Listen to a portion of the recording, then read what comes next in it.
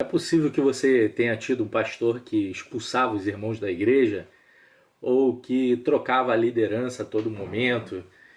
É um pastor muito insatisfeito. Às vezes ele era cativante, mas o clima que se instala dentro da igreja é um clima de fofoca, para as informações chegarem até ele, de muita cobrança, de pressão psicológica, uma relação bem tensa, bem estranha. Existe uma grande possibilidade do livro de cabeceira dele ser esse livro aqui. O livro de cabeceira dele ser esse livro aqui: Lealdade e Deslealdade.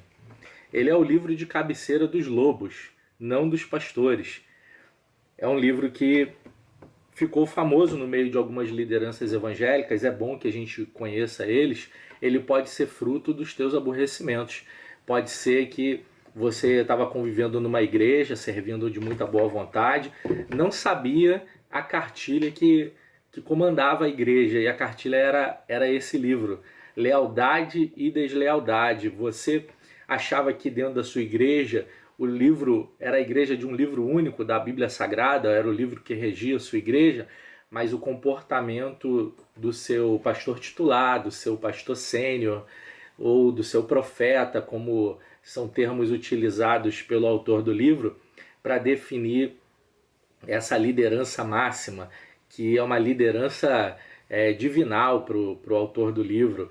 Todos podem cometer erros, pecados, menos o tal líder supremo, esse todo-poderoso, segundo o autor do livro, é um intocável. Os pastores, apóstolos, os ministros que são esses super ungidos, né? Então, o livro, ele começa, bom, o termo dele, lealdade, é uma falácia. Você não está tratando da questão da lealdade. Aí é um subterfúgio esse uso dos dois termos, lealdade e deslealdade, para rotular as pessoas. Esse é leal, esse é desleal. Esse a gente põe para fora da igreja e esse a gente mantém. E as pessoas recebem e permanecem no título de leais até que se prove o contrário, e a qualquer momento ela pode perder esse título, se tornar um desleal e ser colocado para fora da igreja. E a lealdade que se exige aqui não é aquela uma lealdade cristã, que somos servos de Deus, nós somos leais ao Senhor, à palavra de Deus, amamos uns aos outros.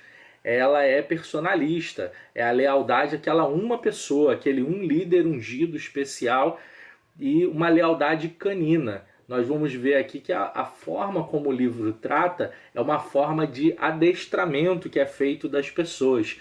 Não é uma forma de entender a fragilidade humana. A gente vai chegar lá, vocês vão entender melhor do que se trata. É bom que você mostre essa capa desse livro para o seu pastor e pergunte a ele: você conhece esse livro? Se ele disser conheço e é muito bom, se preocupe com ele. Esse é o livro de cabeceira dos lobos. Agora, se ele disser que não conhece, você pode mandar essa resenha para ele, para alertá-lo.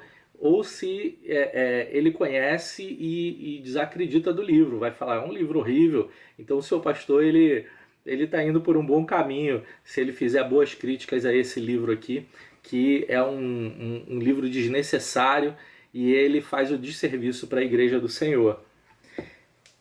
O livro diz que a principal qualidade de um ministro ela é a lealdade.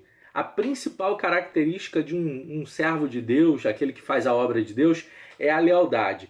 Não é o amor, não são os dons dados por Deus, o ministério dado por Deus, mas é a lealdade. Então ele vai dizer que quem serve dessa forma canina que eu falei ao líder supremo ali, o pastor sênior, o apóstolo, essa pessoa tem a característica correta.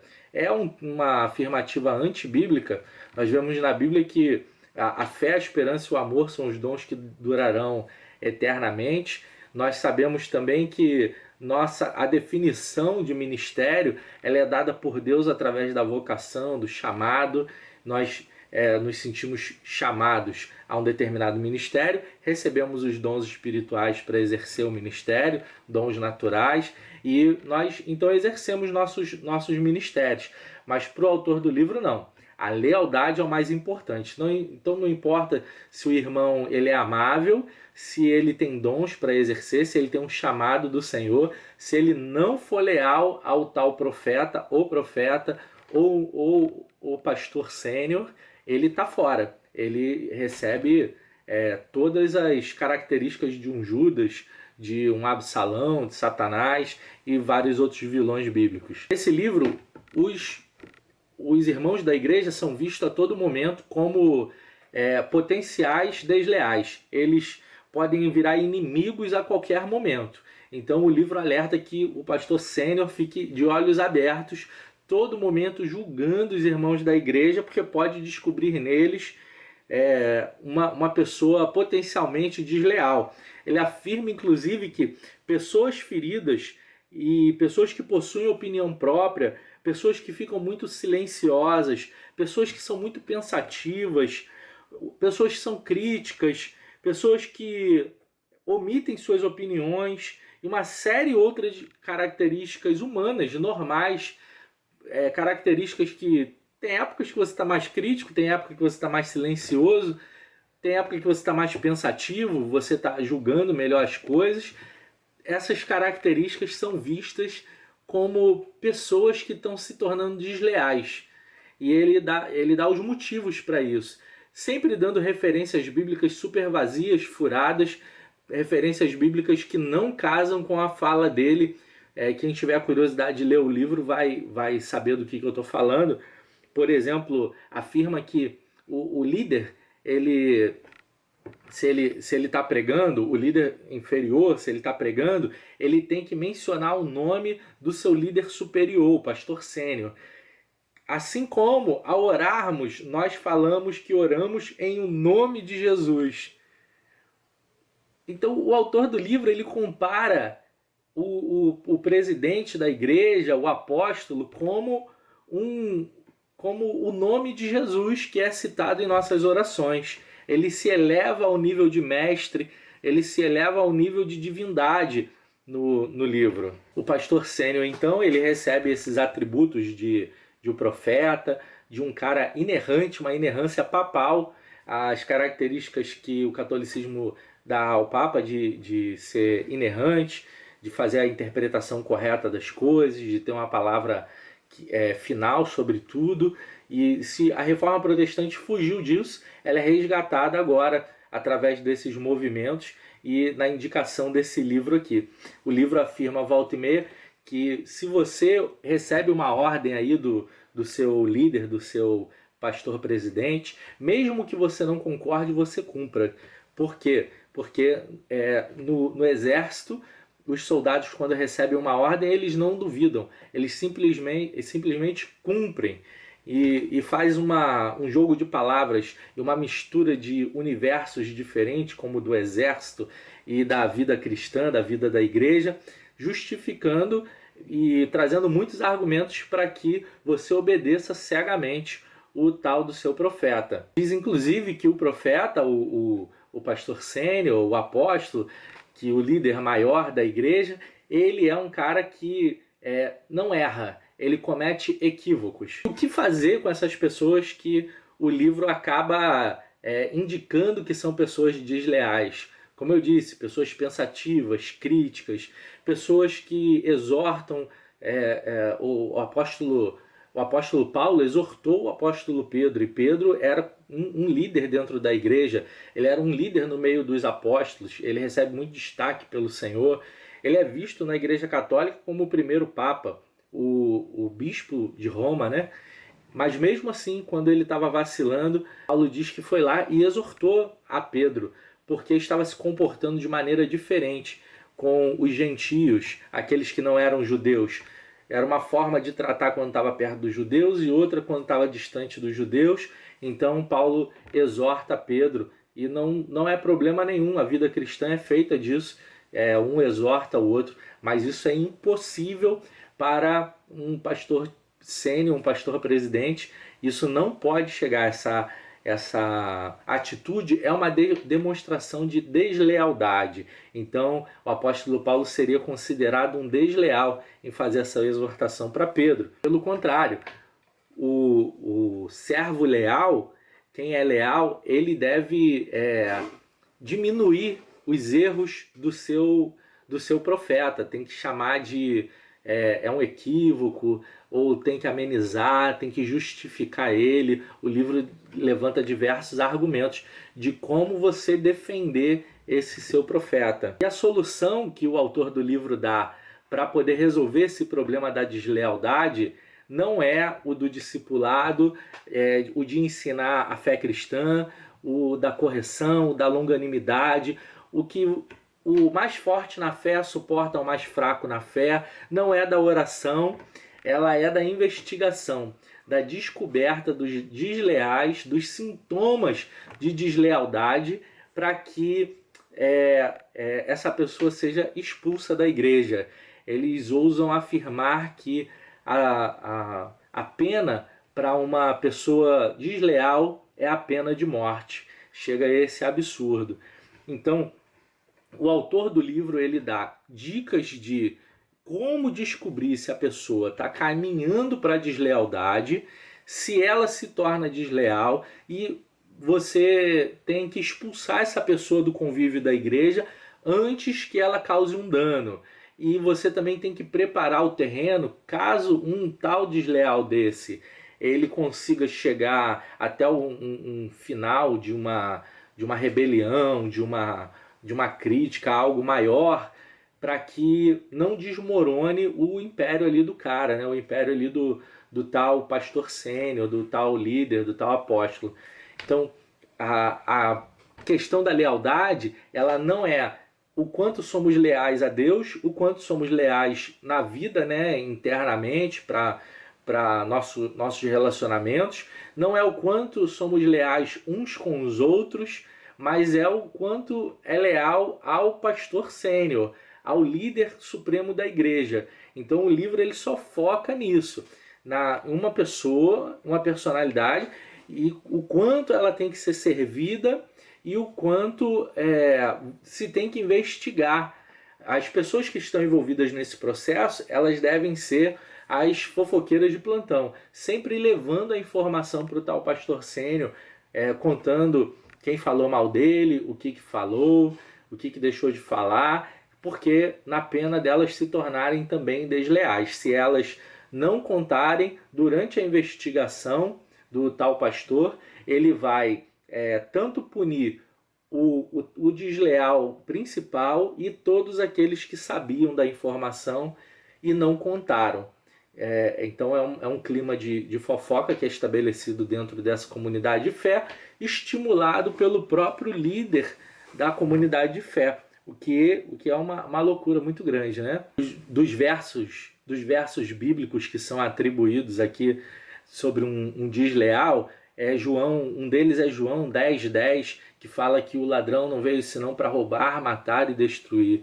Então você imagina a forma como esse pastor que admira esse livro, que segue essa cartilha, a forma como ele pastoreia a igreja dele. Um membro da igreja vai até ele e fala assim: pastor, tô achando que o horário do culto está terminando muito tarde, ou então tô achando que eu estou muito sobrecarregado de trabalho, ou a pessoa demonstra-se com problemas, com traumas, ou com feridas na alma para poder receber um gabinete pastoral. Todas essas características, tanto o preocupado, o crítico, o ferido, o que está muito calmo e diversas outras características humanas, é vista como deslealdade por esse livro. Então você imagina você se abrindo assim para o seu pastor em gabinete, em secreto, e ele só está ouvindo aquilo tudo e chegando a uma conclusão, de que você é um desleal e que é atribuído a você, que você é o ladrão que veio para roubar, matar e destruir. Imagina as consequências que isso gera no futuro dessa pessoa na igreja. Ela vai ser estimulada a ser posta para fora da igreja, e aí o livro vai ensinar ferramentas de como fazer isso, de como colocar a pessoa para fora da igreja, desestimulando ela, colocando ela de lado, deixando ela fora do ambiente dela, do habitat natural dela, botando ela para distante do ministério, do dom que ela vinha servindo, e formas assim de provocar, de desestimular o compromisso da pessoa na igreja. No livro há dicas assim, como você ter uma mega igreja, como você ter um mega projeto e sustentar esse mega projeto. E aí diz que, além de ser fiel ao Senhor, na verdade eu cria que a única coisa que precisava ser necessário é ser fiel ao Senhor. São os mandamentos de amar a Deus sobre todas as coisas e o próximo como a si mesmo. Mas o livro diz que não, que você tem que amar o Senhor e você tem que servir à visão e ao líder principal da igreja, que é necessário que isso aconteça. Então não basta uma pessoa que ama o Senhor, tem vida de santidade, vive o ministério do chamado dela, vive o centro da vontade de Deus. Se ela não tiver na visão que o ministro ali, o pastor presidente, criou, inventou, porque não é uma visão bíblica, é uma visão criada, é um projeto próprio, e também a subserviência canina, como eu disse, a esse tal líder. O líder ali, ele não vê que as ovelhas são ovelhas de Cristo. Ele vê que as ovelhas são dele, que há uma sensação de pertencimento, e tanto de aquisição como de descarte. O projeto é o mais importante. É diferente de você ter um projeto para beneficiar o corpo de Cristo, a igreja, as pessoas. É o contrário. As pessoas é que beneficiam o projeto. As pessoas servem ao projeto e não o projeto às pessoas. Quando Jesus ensina sobre o sábado, ele fala: Deus não fez as pessoas para servirem o sábado, mas fez o sábado para nos servir. O sábado, ele é um meio que Deus encontrou, que Deus nos abençoou de descansarmos. Deus sabia a necessidade humana do descanso do corpo, da mente, de nos dar o refrigério, e Deus não precisa descansar. Deus é o Todo-Poderoso. O Senhor Jesus diz que o Pai trabalha o tempo todo, até hoje trabalha o tempo todo. Nós sim precisamos de descanso. O descanso do Senhor no sábado certamente foi uma forma de nos abençoar e nos dar o exemplo para marcar que Deus descansou no sétimo dia e nós temos que, depois de 6 dias de trabalho, descansarmos.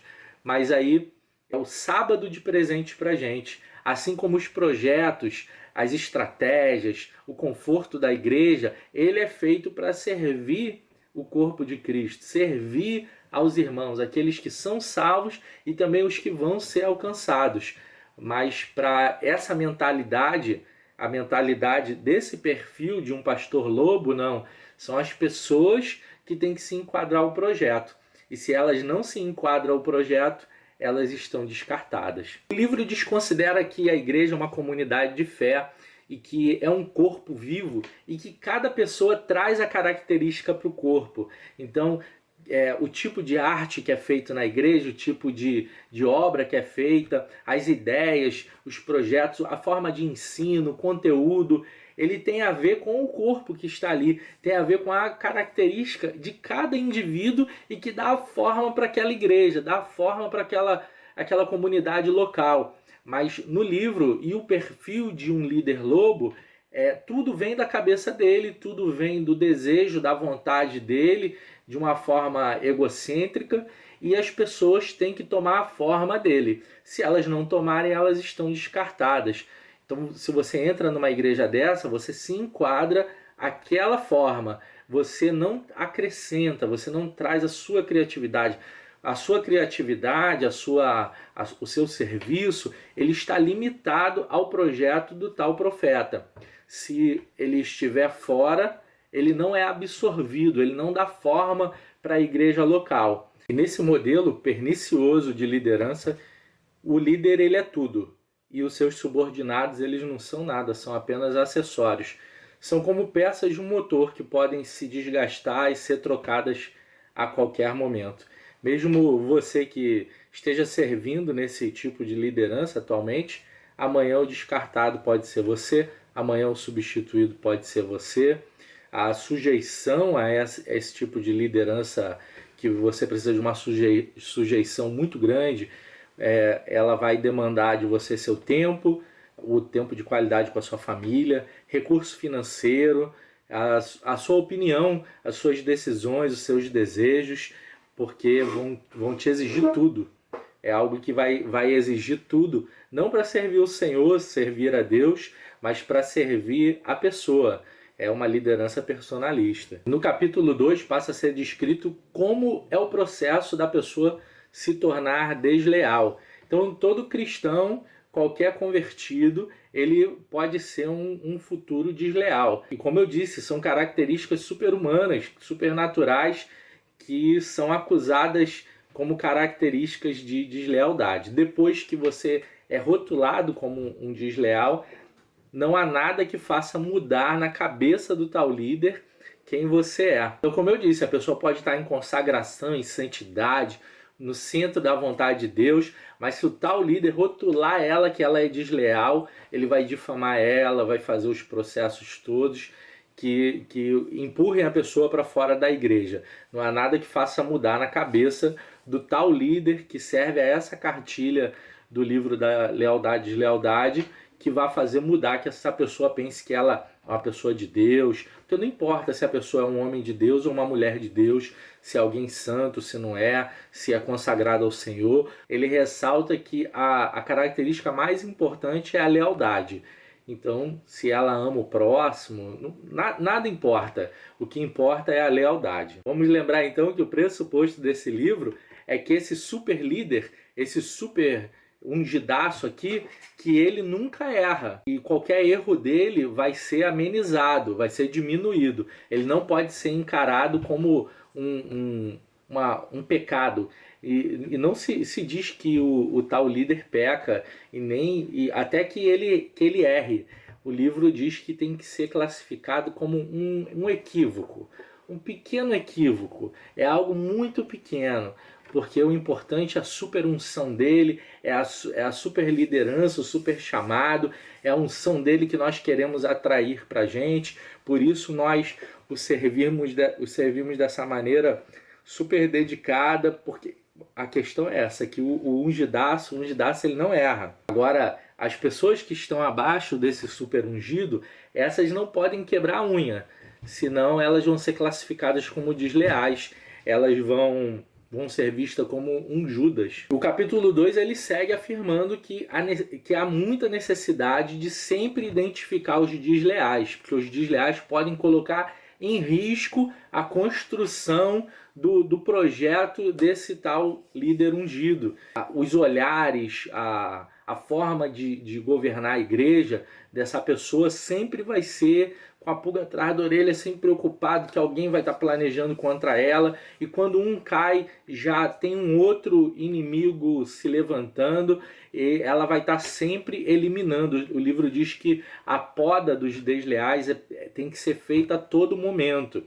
Tudo visa não a igreja de Cristo, o propósito de Deus, tudo visa a deslealdade, lembre-se, em relação a essa liderança carismática, que certamente é um líder abusivo, é uma relação abusiva de poder. Então, um dos perfis que são contraindicados aqui, são tidos como perfis de liderança de uma pessoa desleal, são as pessoas de espírito independente. São aquelas pessoas que têm opinião própria, que pensam com a própria cabeça. Essas pessoas, elas não são indicadas como pessoas leais. Pessoas também que possuem um sentimento de ferida, de ofensa, de que foram ofendidas, foram machucadas. Não na igreja, até fora da igreja, elas carregam um trauma. Essas pessoas, elas são classificadas como potenciais pessoas de deslealdade, porque o ofendido pode se revoltar. E ele dá característica de Absalão, filho do rei Davi, que ficou ofendido com o incesto que aconteceu na família dele, em relação à irmã dele, e pela ofensa a bola de neve foi crescendo e ele se tornou um cara que queria tomar o poder do próprio pai, a coroa do próprio pai. Então você imagina a cabeça desse pastor, ele pensa, essa pessoa hoje ela está ferida, ela vai gerar uma bola de neve e ela vai se tornar alguém que vai querer tomar o meu poder, ou que vai querer abalar a estrutura do meu poder. É um absurdo, é um absurdo. Nós somos chamados para pastorear as ovelhas do Senhor, para edificarmos uns aos outros, para orarmos uns pelos outros, mas o clima que se gera dentro de uma comunidade de fé assim é essa tensão de estar rotulando as pessoas, estar colocando pessoas de lado. Então você imagina que antes você tinha um convívio super harmônico com alguém, com um grupo de pessoas, e da noite para o dia, sem que fosse a sua vontade, mas foi a vontade do tal líder, você deixou de falar com esses irmãos em Cristo, eles se tornaram personas não gratas para você, para a igreja. As pessoas calmas, as pessoas pacíficas são vistas como potenciais desleais pelo livro, porque a pessoa calma, ela fica pensando, fica meditando, ela reflete muito sobre as coisas e ela pode ficar vendo os erros, o que acontece, elas ficam conversando com a própria mente delas ali e vendo que muita coisa está errada. Essas pessoas podem se levantar como desleais, como pessoas que evoluem para serem pessoas críticas. Então cuidado, se você é uma pessoa calma, pacífica, que você medita muito e fica aí com seus botões, né? Pode ser que um pastor lobo, um que esteja dentro dessa cartilha, ele te observe, ele não esteja gostando do que está vendo. Ele vai começar a te rotular como uma pessoa que pode ser desleal. Na prática, um pastor lobo que se utiliza dessa cartilha para identificar e se desfazer de quem ele considera desleal, na verdade, ele se utiliza de todos esses objetos da carnalidade, do pecado, para se desfazer das pessoas. Ele usa da fofoca, da intriga, das ofensas, do planejamento do mal, de pagar o mal com o mal ou pagar um bem com o mal também. Então vai ser alguém que vai perseguir as pessoas, que vai desacreditar das pessoas, vai rotular e muitas outras ferramentas aí do mal para poder machucar as ovelhas do Senhor. Então a ferida ele não vai cuidar, a quebrada ele não vai cuidar para que a ferida seja cicatrizada, não vai ter um aconselhamento pastoral profundo. Os gabinetes, as conversas sempre vão girar em torno dessa questão de saber quem está fazendo mal ao líder, quem está tratando bem e por aí vai. Tudo o que esse pastor faz, tudo o que esse líder que reza nessa cartilha faz, ele está querendo eliminar uma possível concorrência, alguém que esteja ameaçando o seu brilho, o seu destaque. Então essas pessoas vão ser eliminadas se elas levantarem algum questionamento. Então ela vai ser posta para fora. Doa quem doer, e não importa o meio com que se faça, pode ser um meio pecaminoso ou não.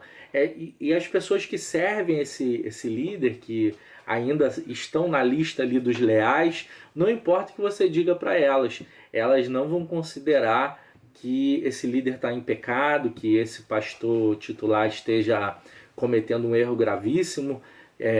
Vai considerar sempre que é um equívoco, que ele é humano, que ele precisa, que com ele não tem problema, o importante é que ele é ungido, o importante é que ele é o Todo-Poderoso. Mas as pessoas que estão abaixo, essas não podem quebrar a unha, porque senão vão receber dura punição, vão ser descartadas. Como eu disse, ela não pode ficar em silêncio, não pode criticar, não pode se omitir, não pode uma série de coisas, senão vai ser mal vista. O livro também caracteriza como estágio político da deslealdade.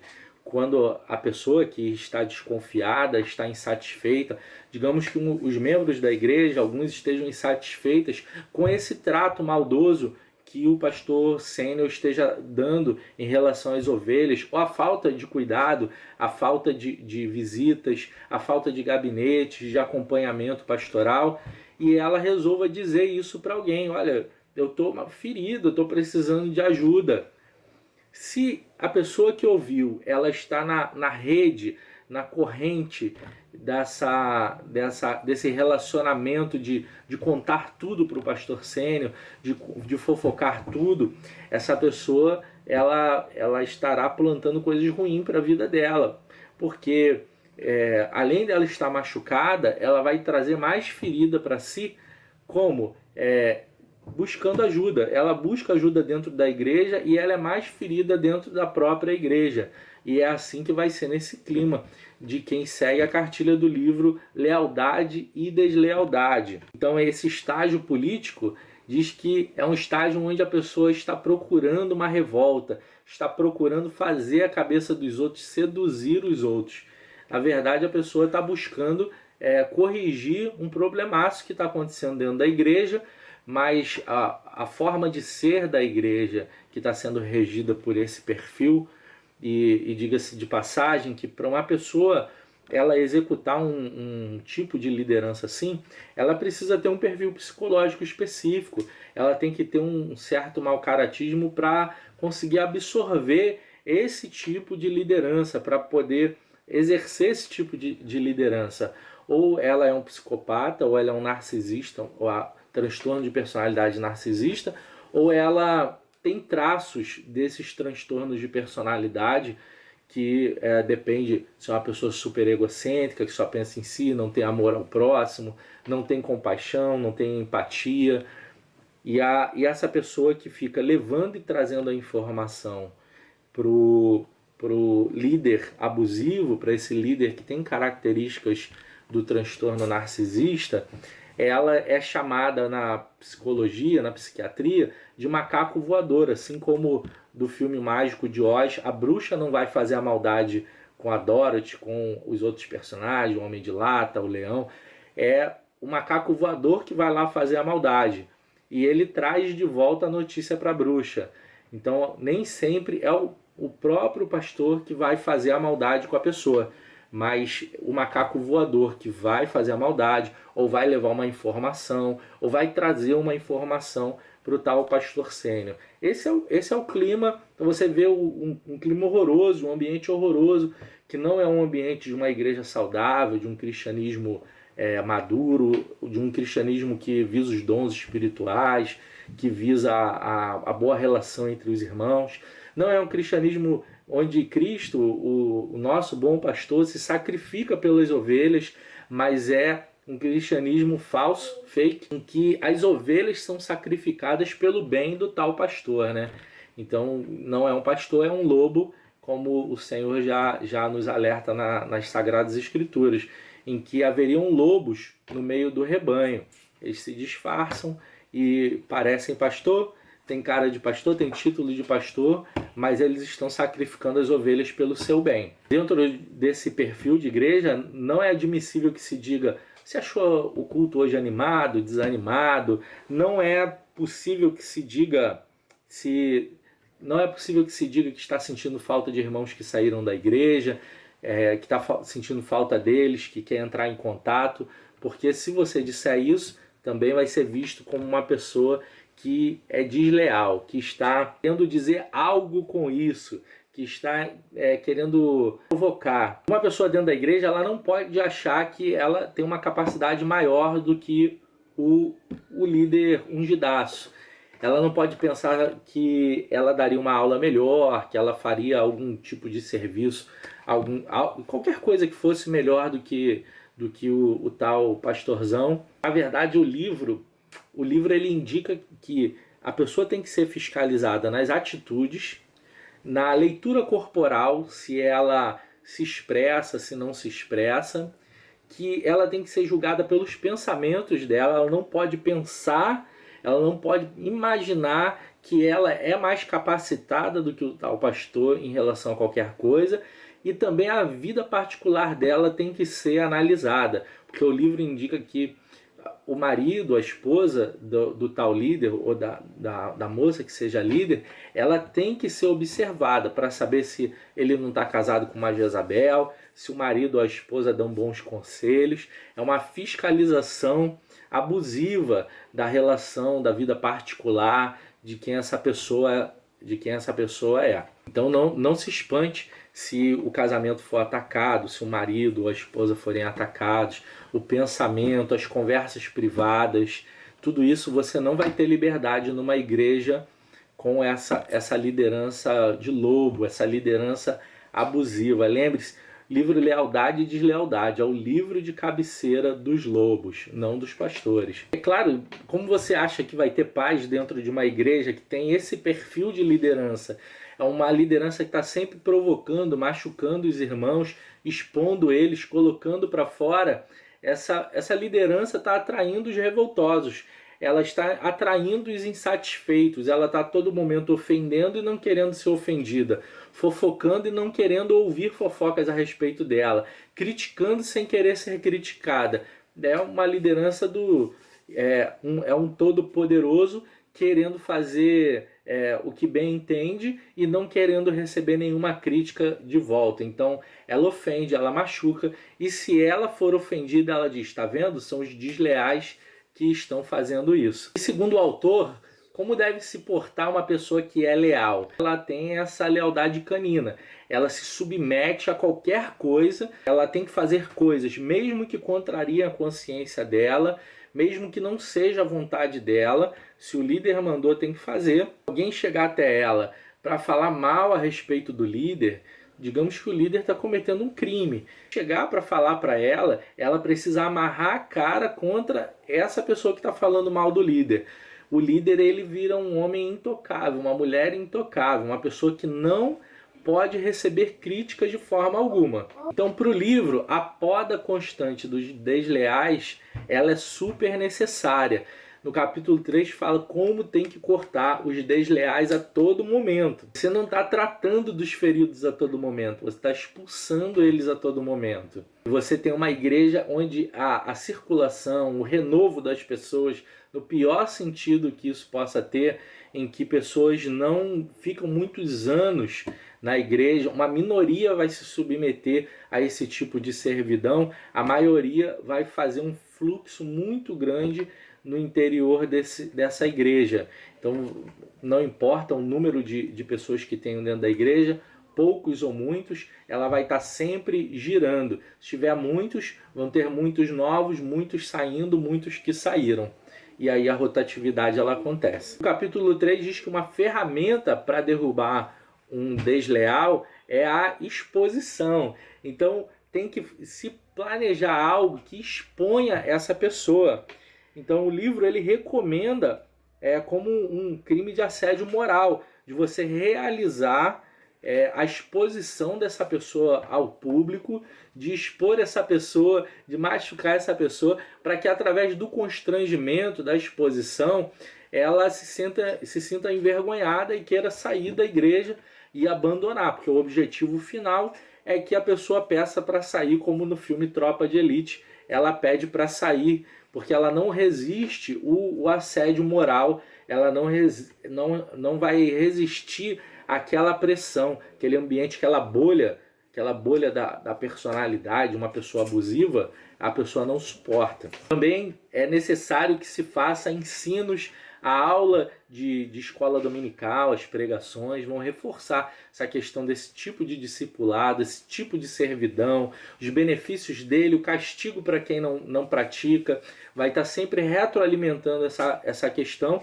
Não vai ser uma igreja que você vai ter uma profundidade bíblica muito grande, uma profundidade teológica vai ser uma profundidade de uma poça d'água. Nós vamos finalizar análise desse livro, essa resenha sobre esse livro horroroso, o livro de cabeceira dos lobos, no próximo vídeo, na parte 2. E nós vamos ver uma das partes mais horrorosas, e parece um livro de comédia, quando fala sobre como bajular o seu profeta. Ele diz que é como ser um bom servo, um bom discípulo para esse profeta, mas nós vamos ver coisas terríveis de como o livro ensina a bajular esse tal profeta, e vocês vão dar boas gargalhadas. Engraçado se não fosse trágico, porque quem vive num ambiente desse sofre muito e não tem construção cristã, não tem construção de reino. Deus te abençoe muito, te espero no próximo vídeo.